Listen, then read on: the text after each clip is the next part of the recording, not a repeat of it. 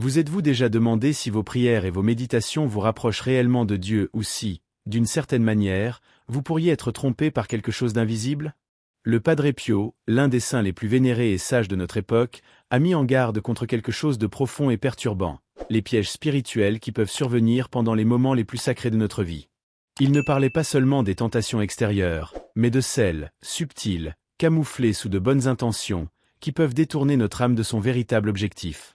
La vérité est que beaucoup de gens, lors de leur prière, recherchent sincèrement la paix et la connexion avec le divin, mais, sans s'en rendre compte, ils peuvent être entraînés par de fausses doctrines ou des pratiques qui ne viennent pas de Dieu. Cela se produit souvent par un simple manque de discernement. Que pouvez-vous faire pour protéger votre foi et vous assurer que votre pratique spirituelle est authentique?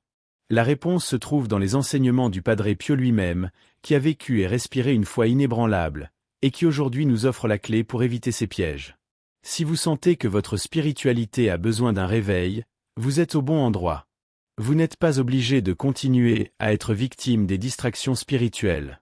Au contraire, vous pouvez apprendre à identifier ces pièges, à les surmonter et à renforcer votre vie de prière et de méditation sur la base d'une véritable foi chrétienne.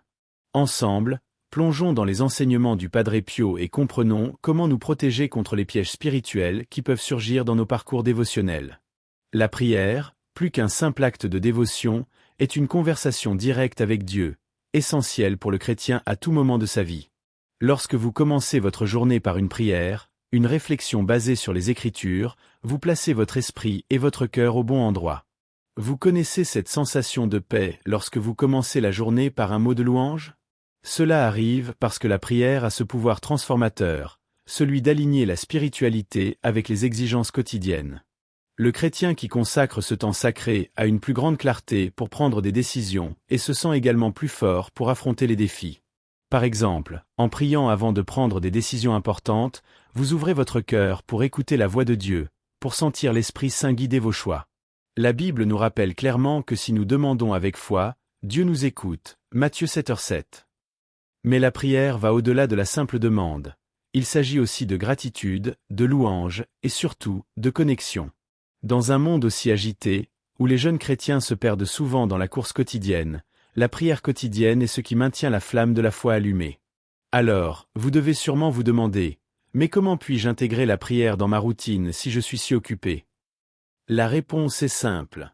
Commencez par de petits moments, comme prier au réveil, avant de dormir, ou même pendant que vous êtes dans les transports en commun. Profitez de ces instants de silence pour un petit moment de dévotion.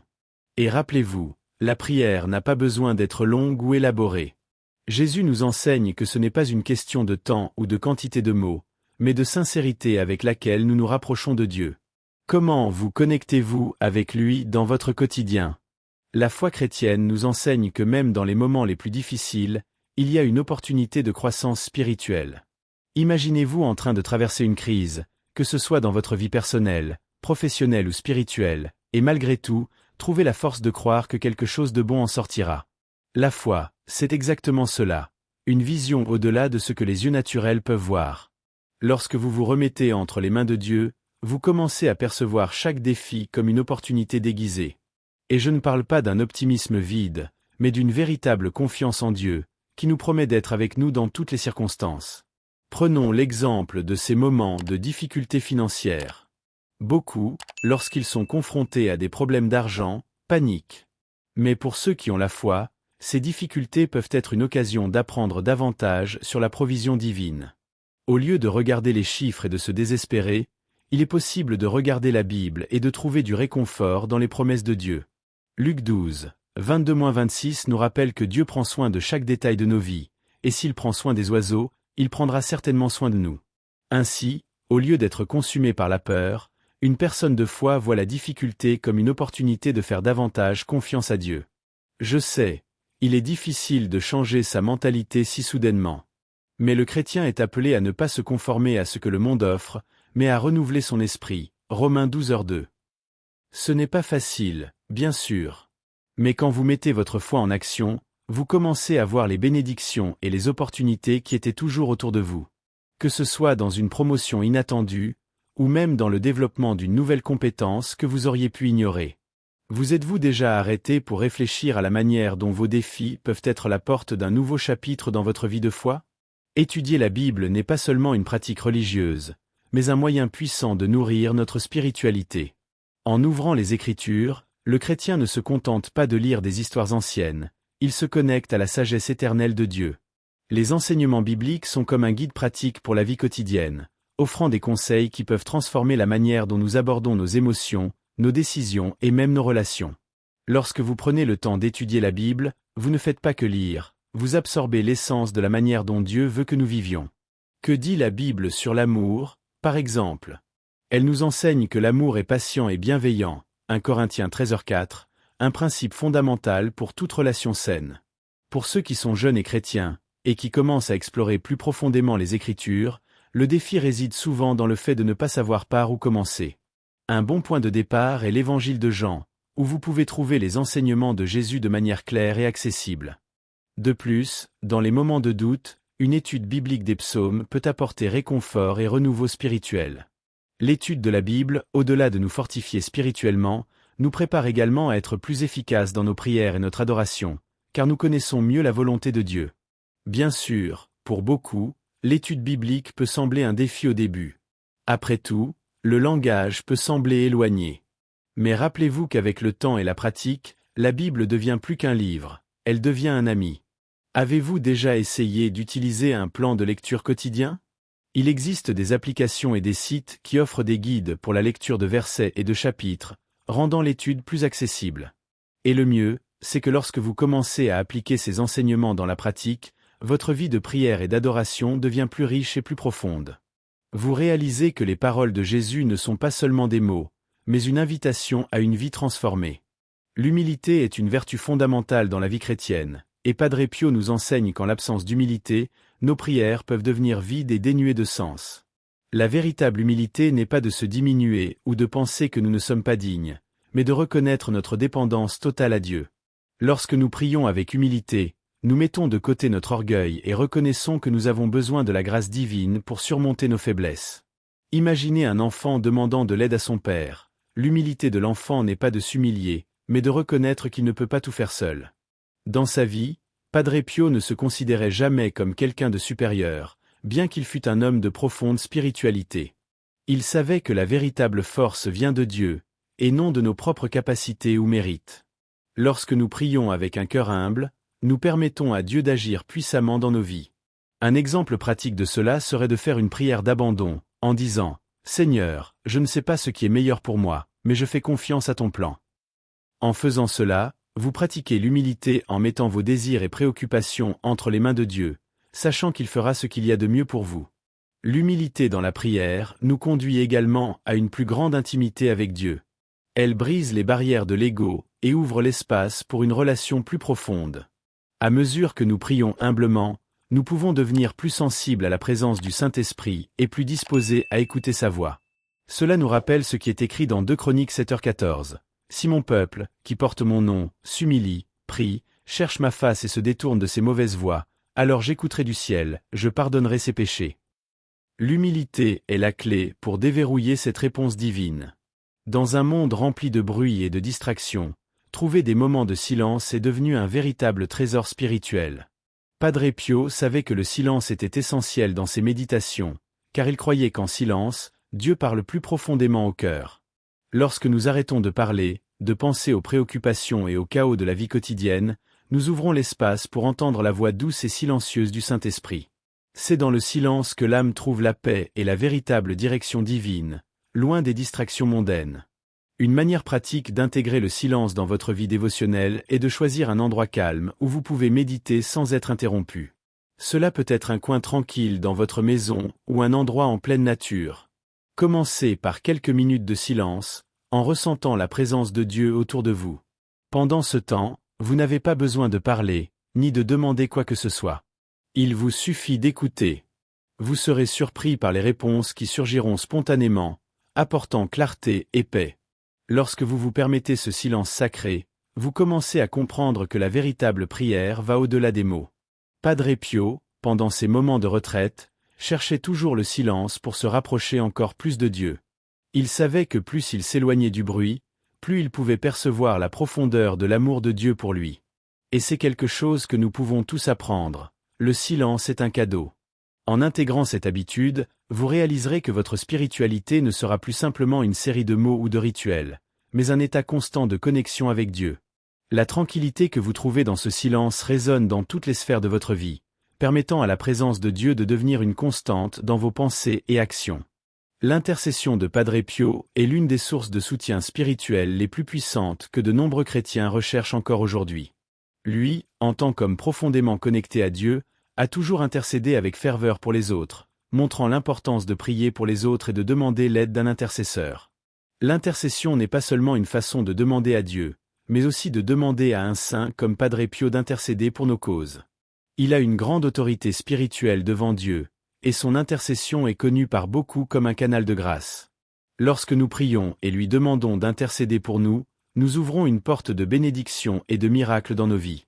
Un exemple clair de la façon dont cette intercession fonctionne est l'expérience de nombreuses personnes qui, en invoquant Padre Pio dans leurs prières, ont reçu des miracles et des réponses inattendues. Peut-être avez-vous vous-même entendu des témoignages à ce sujet, ou même vécu un moment où il semblait que son intervention guidait votre vie. Ce n'est pas une coïncidence, mais un reflet de la vie intense de prière et de dévotion que Padre Pio a vécue. Il nous enseigne que la prière d'intercession est un moyen de renforcer notre foi et de demander à Dieu, par l'intermédiaire de son Saint, de nous accorder ce dont nous avons besoin. De plus, l'intercession de Padre Pio nous rappelle que nous ne sommes pas seuls dans notre parcours spirituel. Lorsque nous demandons son aide, nous nous unissons à un grand réseau de prières qui s'étend sur des siècles. C'est comme avoir un ami spirituel qui, même après sa mort, continue de lutter pour nous dans le ciel. Padre Pio nous a enseigné l'importance de prier les uns pour les autres, et en demandant son intercession, nous cultivons également la fraternité spirituelle entre les chrétiens. Avez-vous déjà réfléchi à la manière dont ce réseau d'intercession peut devenir une forteresse pour votre foi et votre vie spirituelle? En période d'incertitude et de confusion, il est essentiel de savoir discerner les enseignements authentiques du Christ des fausses doctrines qui surgissent constamment. Padre Pio a toujours été clair en avertissant des dangers des idées déformées qui cherchent à s'infiltrer dans l'Église. Il savait que le chrétien doit être armé de la vérité, car les fausses doctrines se présentent souvent sous une forme séduisante, mais elles n'ont aucun fondement dans la parole de Dieu.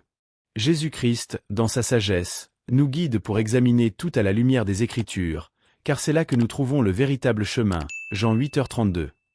Comment, alors, pouvons-nous distinguer le véritable enseignement du Christ des interprétations erronées? D'abord, nous devons étudier les Écritures avec diligence, permettant au Saint-Esprit de nous révéler la signification profonde des paroles de Jésus. De plus, l'Église catholique a toujours été la gardienne de la foi véritable, et elle nous guide pour suivre les enseignements des prêtres, des évêques et du pape, qui ont la mission de préserver l'Évangile. Lorsque nous nous éloignons de ces enseignements solides, nous devenons plus vulnérables aux fausses doctrines. L'exemple de Padre Pio est clair. Il étudiait constamment la Bible et les enseignements de l'Église, car il savait que cela le maintenait ferme et protégé des tentations de l'erreur. Lorsque des doctrines opposées à l'Évangile surgissent, nous pouvons les confronter avec ce que nous savons être véritablement chrétiens. Une bonne pratique est toujours de demander, est-ce en accord avec l'amour du Christ et les enseignements de l'Église? Et si la réponse n'est pas affirmative, nous devons avoir le courage de nous éloigner, sans crainte, sachant que la vérité nous rendra libres. L'adoration et la louange sont des pratiques qui vont bien au-delà de moments de plaisir ou de divertissement. Pour Padre Pio, ces moments d'exaltation de Dieu étaient de véritables forteresses spirituelles, capables de nous protéger contre les forces négatives. La louange sincère et la véritable adoration ne sont pas simplement des paroles chantées, mais un acte profond de remise de notre cœur à Dieu. Lorsque nous louons et adorons avec ferveur, nous nous plaçons dans une humilité totale devant sa majesté, et cela crée une barrière de protection spirituelle autour de nous. Lorsque vous vous consacrez à la louange et à l'adoration, même dans les moments les plus difficiles, vous renforcez votre foi. Imaginez-vous, par exemple, en pleine crise personnelle ou en pleine lutte intérieure. Au lieu de vous livrer au désespoir, vous pouvez tourner votre cœur en louange à Dieu, comme une manière d'affirmer sa souveraineté sur votre vie. Ce simple geste d'adoration, aussi simple qu'il paraisse, envoie un message puissant au monde spirituel. Vous avez confiance en Dieu, et sa protection vous entoure. Padre Pio utilisait souvent la louange et la prière comme des outils pour se protéger contre les attaques spirituelles qui cherchaient à l'éloigner de son but divin. De plus, La louange et l'adoration ont le pouvoir de nous rappeler constamment la grandeur de Dieu, quelque chose que nous oublions souvent sous les pressions de la vie quotidienne. Elles nous réorientent, nous recentrant sur ce qui est éternel et essentiel. La véritable adoration ne se limite pas au moment du chant ou de la prière, mais devient une manière de vivre, où nos actions, nos choix et nos paroles sont une offrande constante à Dieu. En adorant et en louant, nous affirmons constamment notre foi et nous protégeons des influences spirituelles négatives. Ne sous-estimez pas le pouvoir de l'adoration, elle peut être la clé d'un renforcement spirituel durable. La confession est l'un des sacrements les plus puissants de l'Église, un véritable outil de guérison et de renouveau spirituel. Padre Pio soulignait constamment l'importance de la confession régulière, car elle est une manière de purifier l'âme, de nettoyer le cœur des impuretés et de restaurer la paix intérieure. Lorsque nous nous confessons, nous reconnaissons nos fautes devant Dieu et recevons la grâce divine pour surmonter les erreurs que nous avons commises. La confession n'est pas seulement un rite, mais une occasion de renouveler notre alliance avec Dieu, purifiant notre âme et renforçant notre vie de prière. L'acte de confesser nos péchés ne doit pas être vu avec peur ou honte, mais comme une opportunité de transformation. La Bible nous enseigne que, si nous confessons nos péchés, il est fidèle et juste pour nous pardonner. 1 Jean 1h9. En ouvrant notre cœur au prêtre, avec un repentir sincère, nous recevons non seulement le pardon, mais aussi la force de résister à la tentation à l'avenir. Padre Pio savait que la confession n'était pas seulement pour nettoyer la conscience, mais pour ouvrir un canal plus pur de communication avec Dieu, permettant à notre prière d'être plus efficace et sincère. Si vous recherchez une connexion plus profonde avec Dieu, la confession régulière peut être un tournant. Ne laissez pas les eaux de la miséricorde divine venir à vous toutes seules. Cherchez-les activement. De plus, la confession nous mène à une connaissance de soi plus profonde, nous aidant à mieux comprendre nos faiblesses et ce que nous devons changer dans notre chemin chrétien. Comme un nettoyage qui prépare le terrain pour quelque chose de nouveau, la confession prépare notre âme pour une vie de prière plus authentique et renforcée. Lorsque nous confessons nos péchés, nous créons de l'espace pour que la grâce de Dieu opère de manière plus pleine dans nos vies. La persévérance dans la prière est l'une des qualités les plus difficiles à cultiver, surtout pendant les moments de désert spirituel. Padre Pio, qui a traversé d'innombrables épreuves et périodes de grandes difficultés, savait parfaitement que la prière constante, même lorsqu'il n'y a pas de signe visible de réponse, est essentielle pour maintenir intacte la foi. Pendant le désert spirituel, une période où l'on a l'impression que Dieu semble distant, la tentation est de renoncer, de penser que nos prières ne sont pas entendues. Mais c'est précisément à ces moments-là que la persévérance devient essentielle. Comme le dit le psalmiste dans le psaume 42, 11, « Pourquoi es-tu abattu, ô mon âme? Et pourquoi te trouble-t-elle au-dedans de moi? Espère en Dieu, car encore je le louerai. » Il est important de se rappeler que la prière ne consiste pas seulement à demander quelque chose à Dieu, mais aussi à demeurer en sa présence. Même lorsque nous avons l'impression de ne pas recevoir de réponse immédiate, la prière nous maintient fermes, centrés et en communion avec le Seigneur. Padre Pio a traversé de nombreux moments de grande souffrance et de solitude, mais c'est précisément sa persévérance dans la prière qui l'a renforcé. Il savait que le silence de Dieu pendant le désert spirituel n'était pas un signe de rejet, mais une opportunité pour approfondir sa confiance en lui. Pour ceux qui traversent ce désert aujourd'hui, la clé est de continuer à prier, même sans voir de résultats immédiats. La persévérance dans la prière construit une relation plus profonde avec Dieu, renforce notre foi et nous prépare à ce qui est à venir. Une bonne pratique pendant cette période est de se concentrer sur la louange et la gratitude pendant la prière, plutôt que de se concentrer uniquement sur les demandes. Même si vous ne voyez pas ou ne ressentez pas une réponse immédiate, ayez confiance que Dieu travaille dans votre vie. Comment exercez-vous la persévérance dans votre vie de prière? Êtes-vous prêt à continuer, même sans voir un changement instantané? Dans les moments de découragement et d'épreuve, nous pouvons facilement tomber dans le piège de remettre en question le plan de Dieu ou même de nous éloigner de lui. Les difficultés de la vie, qu'elles soient financières, émotionnelles ou spirituelles, ont le pouvoir de nous faire perdre la perspective et de nous faire sentir seuls. Pourtant, Padre Pio nous enseigne que la gratitude, même dans l'adversité, est une clé puissante pour renforcer notre foi. Il nous montre que la pratique de la gratitude n'est pas réservée uniquement aux moments heureux ou lorsque tout va bien, mais qu'elle est en réalité un outil de résistance spirituelle. La gratitude, même dans la souffrance, nous aide à nous rappeler que Dieu est toujours présent, peu importe la situation. La gratitude a un pouvoir transformateur. Lorsque nous choisissons d'être reconnaissants, Même dans les situations les plus difficiles, nous affirmons notre confiance en Dieu et en son plan divin, sachant qu'il est toujours au contrôle. Padre Pio nous enseignait qu'en maintenant un cœur reconnaissant, nous pouvons voir la souffrance non pas comme une punition, mais comme une opportunité de nous rapprocher de Dieu, de nous purifier et de devenir plus forts dans la foi. Plutôt que de nous concentrer uniquement sur les difficultés, nous pouvons entraîner notre cœur à percevoir les petites bénédictions que Dieu nous accorde, même en temps de douleur. Souvent, ces bénédictions peuvent être les leçons que nous apprenons, le réconfort du Saint-Esprit qui nous donne la paix au milieu de la tempête, ou même la force intérieure qui nous permet de continuer. La pratique de la gratitude transforme notre manière de voir le monde et notre cheminement spirituel. Elle change notre mentalité de pénurie en une mentalité d'abondance. Lorsque nous remercions Dieu pour sa présence constante, pour ses promesses et pour sa fidélité, nous nous alignons avec sa volonté et nous nous ouvrons à ses bénédictions, même de manière inattendue. Au lieu de nous concentrer sur ce qui nous manque, nous commençons à voir tout ce que nous avons déjà, le don de la vie, de la santé, du pardon, de la grâce divine et de l'espoir éternel. Cela nous donne une perspective plus large, qui nous fortifie pour continuer à prier et à croire, même lorsque les réponses que nous cherchons ne sont pas immédiates. La gratitude nous enseigne également à faire confiance à Dieu, même lorsque nous ne comprenons pas la raison de nos difficultés. Souvent, nous ne savons pas pourquoi nous traversons certains moments de crise ou de douleur, mais la gratitude nous aide à comprendre que Dieu a un plan plus grand pour nos vies. Elle nous aide à voir au-delà du moment présent et à faire confiance au fait qu'il travaille, même lorsque nous ne voyons ou ne ressentons pas sa présence de manière tangible. Lorsque nous sommes reconnaissants, nous choisissons de ne pas vivre par l'anxiété de l'inconnu, mais par la paix de savoir que Dieu contrôle tout.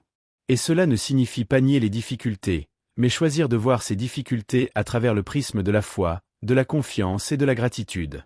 Cultiver un cœur reconnaissant nous permet de voir les situations sous un nouveau jour, nous aidant à persévérer dans la prière, même lorsque les réponses ne sont pas claires. La gratitude nous donne un nouveau focus, une concentration sur le bien qui nous entoure, sur les petites choses qui peuvent être facilement ignorées si nous ne sommes pas attentifs. Ce changement de perspective est vital pour notre santé spirituelle.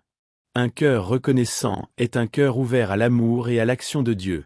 Il nous aide à maintenir la paix en période de turbulence, à résister au désespoir et à continuer à croire qu'au final, Dieu travaille pour notre bien. Comment avez-vous pratiqué la gratitude dans votre vie, surtout dans les moments difficiles?